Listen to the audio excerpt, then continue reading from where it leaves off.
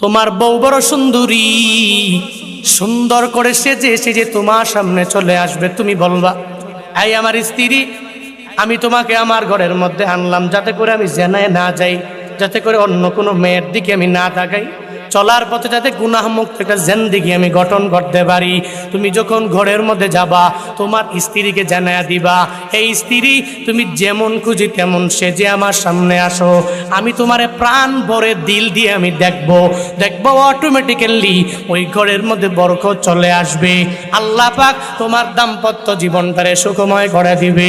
কারণ যেই জীবনে কোনো জেনা নাই, যেই জীবনে চোখের জেনা হয় না, যেই জীবনে লজ্জাস্থানের গুনাহ হয় না, যেই জীবনে হাতের জেনা হয় না, যেই জীবনে পায়ের জেনা হয় না, যেই জীবনে তোমার কোনো অঙ্গ প্রত্যঙ্গের জেনা হয় না, আল্লাহ পাক ওই জীবনটারে অটোমেটিক সুখী বানায়া দিবে।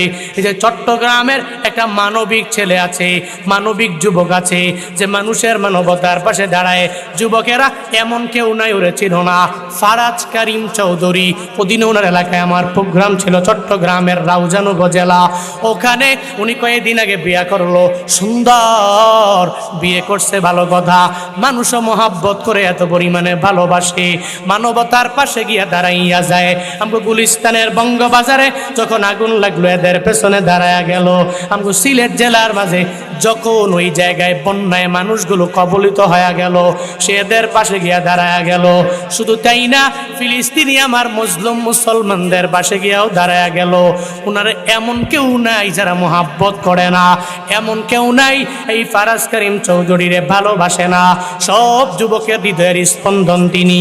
কিন্তু আমরা বিয়ে করার পরে একটা কথা ওনার কাছে বলি, প্রায় মাহফিলে বক্তারাও জানায়া দিল, একটু আবদার জানাইলো, আল্লাহ পাক আপনার একজন মানবিক মানুষ আল্লাহ আপনারে বানায়া দিল, তবে সাবধান, আপনার বউ ঘরের মধ্যে থাকবে, এই বউটার আপনি পর্দায় রাখবেন, অটোমেটিক্যালি বাংলাদেশের মানুষ আরো ভালোবাসবে।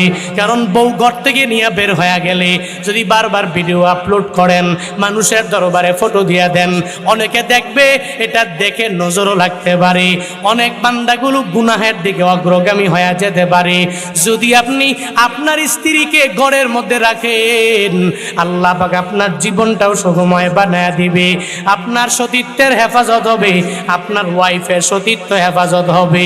কারণ যারা যারা নিজের বউ নিয়ে বিজনেস করে বাইরে নিয়ে যায়, এই বউরে মানুষের দেখায়, ওরা কশিনকালেও একটা মুসলমানের কোরআন হাদিসের আইনেরা মানে না, ঠিক কিনা? বউ সম্পদের নাম, ঘরের মধ্যে থাকবে, বের হবে কেন? এটা তোমার তো।